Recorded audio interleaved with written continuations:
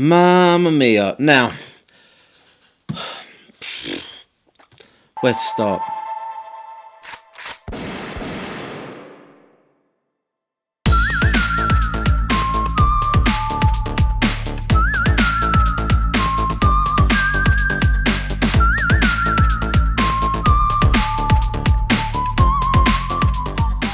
So hello, welcome to Pop Along RC. I'm Carl and there is no Mark today. Mark has decided to go away for a few days, and in his absence he's had some stuff delivered to my address, and I'm going to be honest, the wife is not happy. I'm running out of space for some of these things, but another thing that happened as well is I thought to myself, right, Mark's gone away, I get to go racing this week, and do you know what? I'm going to travel around, I'm going to do some racing, I'm going to give the TLR just one last good old run through, nice send off before I get the LD3. Yeah, I spent about an hour looking for that car the other day, and then I realised I've left it around Mark, so that is no longer an option. So, back to the drawing board. I think it's time I put a little bit of time into my Tamiya M Chassis cars. Now, I've recently run the TT01 over at Chippenham, and I definitely want to carry on running these cars. However, I've got an MO5 I bought second hand. I've got an MO7 I bought second hand, and those cars need a little bit of TLC, a little bit of time to get them race ready. So what I'm going to do now, give those a once over and show you some of the things that you might need to do when getting a second hand car. So back to work on some of my Tamiyas. We've got the MO7 over here, which I need to get some electrics in.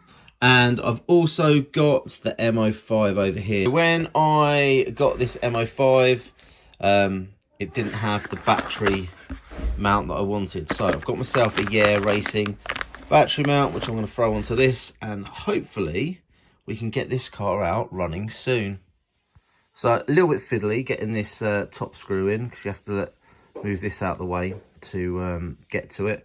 And there is actually a spring on the back there.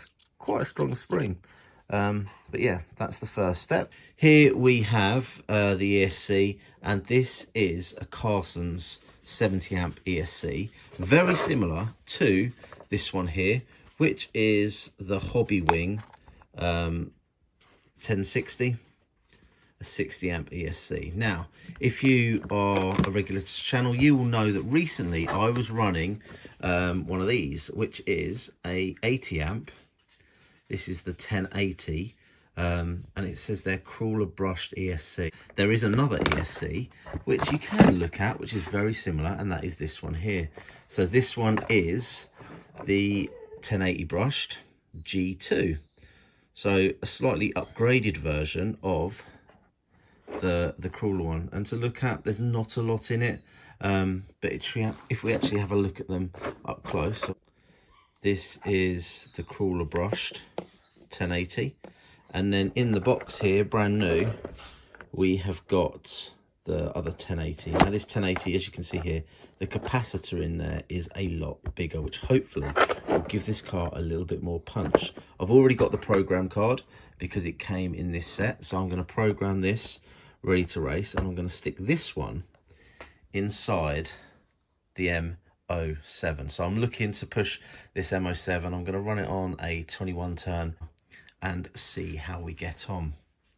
Straight away we can see that there are some differences between this 1080 brushed and the original 1080 crawler brush that I had.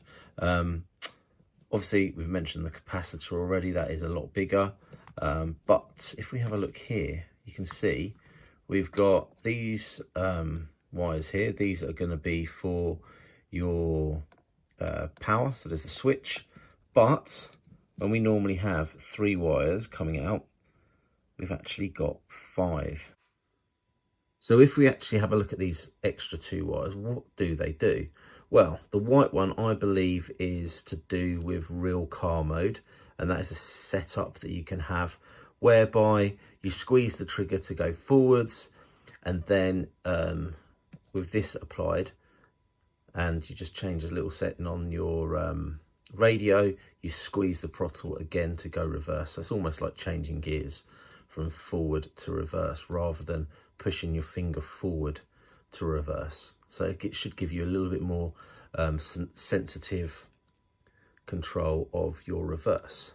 Then over here we've got the orange one, and this is to do with drag brake. So if you put this one in, you can set one of your auxiliary channels on your radio to adjust the drag brake within the ESC. Okay, so I don't actually have another Core 21, but I do have this torque tune motor still in its box. So I think for the first outing, I'm going to stick the torque tune motor on the 1080 G2 ESC and chuck it into the M07R.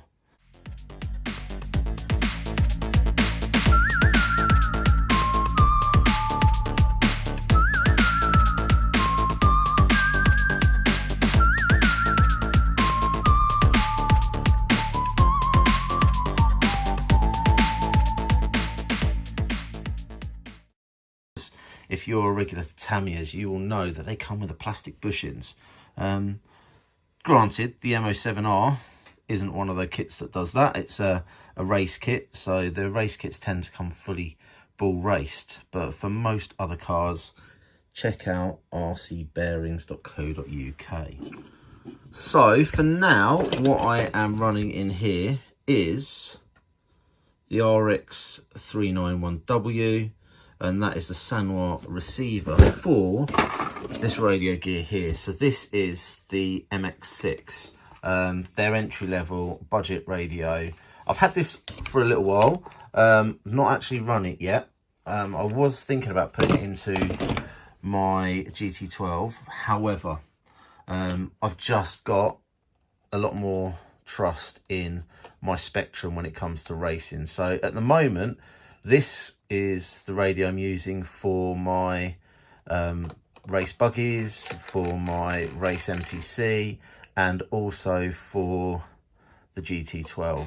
I haven't got enough receivers to go through all my collections, so as this is the latest project, I am going to test out the Sanwa radio. So I have heard from several viewers of them experienced brownout with the Sanwa MX6. I've witnessed it firsthand as well at a local club, but I've not experienced it myself. So I am going to run this car with the MX6, and I will feedback any issues that I do have.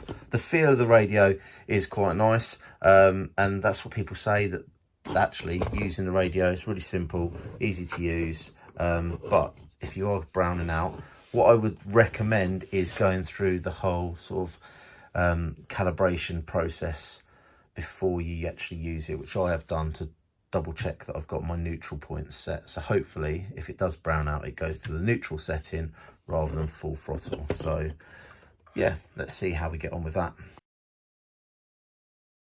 One problem with buying second-hand cars is you do not always get everything that you need. So with this car, obviously I've got the TRF shocks front and rear.